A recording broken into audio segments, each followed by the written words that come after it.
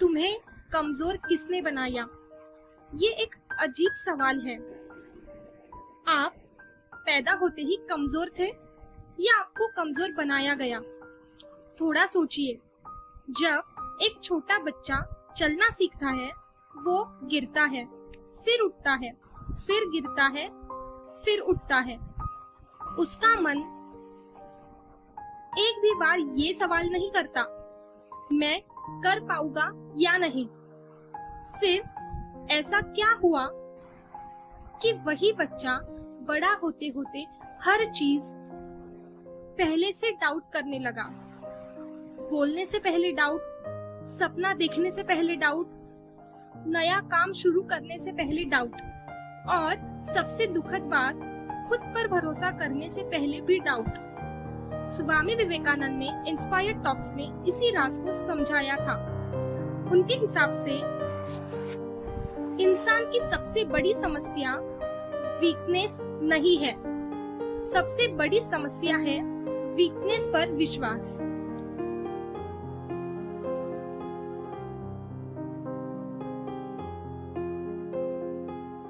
और इन दोनों में बहुत बड़ा फर्क है।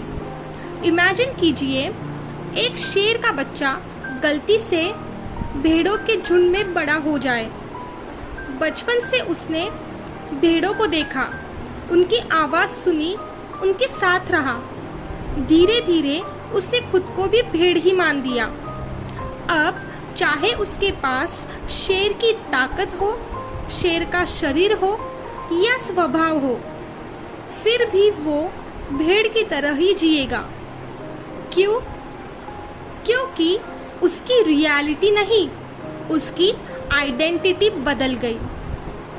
और शायद हम में से बहुत लोग इसी कहानी को जी रहे हैं। हमने दुनिया की बातें इतनी बार सुनी है कि हमने रोज उन्हें सच मान लिया। क्या जरूरत है? तुमसे नहीं होगा, लोग क्या कहेंगे? अब बहुत देर हो चुकी है, दूसरे लोग तुमसे बेटर है।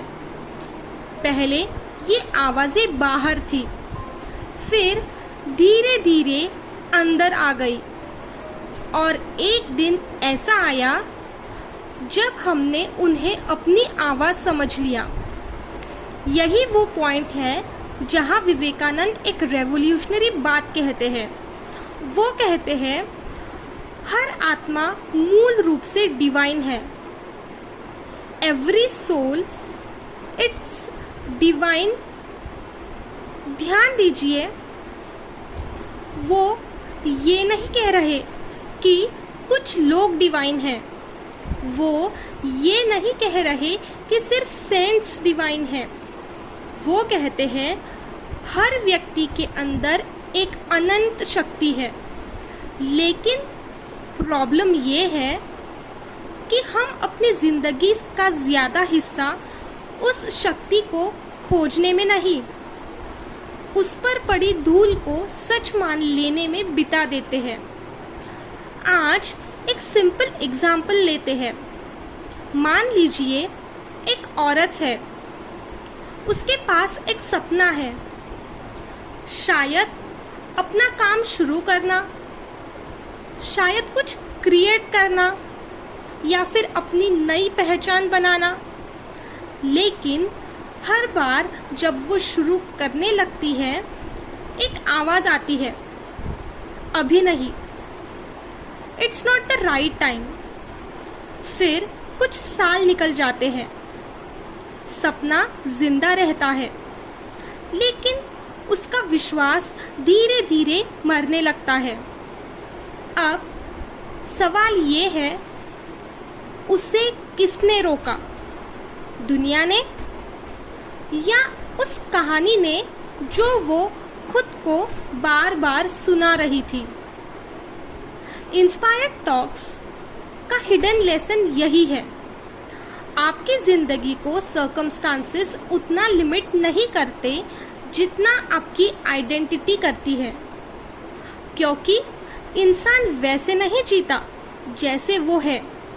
इंसान वैसे जीता है जैसा वो खुद को मानता है।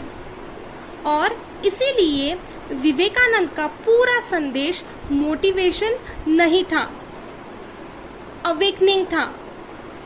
वो लोगों को कुछ नया देने नहीं आए थे, वो लोगों को याद दिलाने आए थे कि तुम कमजोर नहीं हो, तुम भूले हुए हो, तुम टूटे हुए नहीं हो, तुम अपनी असली पहचान से दूर हो गए हो। और शायद जिंदगी का सबसे बड़ा ट्रांसफॉर्मेशन तब शुरू होता है जब इंसान पहली बार ये सवाल पूछता है, जो मैं अपने बारे में मानता हूँ क्या वो सच है या सिर्फ एक पुरानी कहानी है?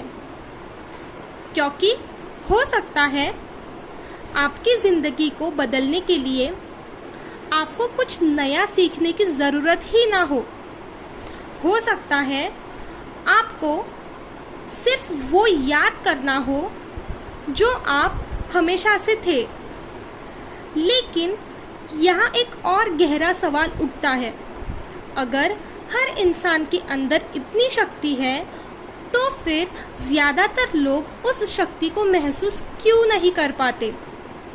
अगर हम वास्तव में कमज़ोर नहीं हैं तो फिर डर इतना पावरफुल क्यों लगता है? अगर हमारी असली पहचान इतनी विशाल है तो फिर हम इतनी छोटी ज़िंदगी क्यों जीते हैं?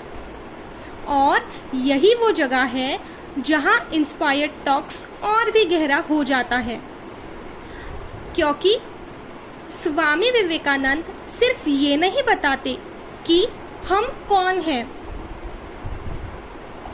वो ये भी बताते हैं कि हम अपनी असली पहचान को भूल कैसे गए हैं। और शायद यही पूरी कहानी का सबसे इम्पोर्टेंट हिस्सा है। इस वीडियो में हमने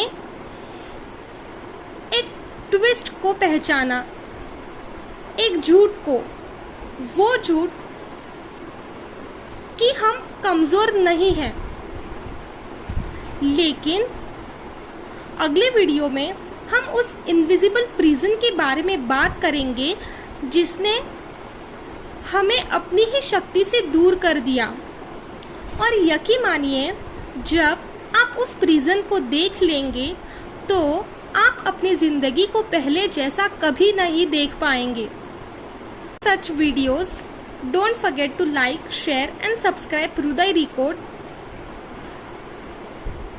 जहां हम सिर्फ नॉलेज कलेक्ट नहीं करते, हम अपने आप को रिकोड करते हैं। Ancient wisdom, modern transformation.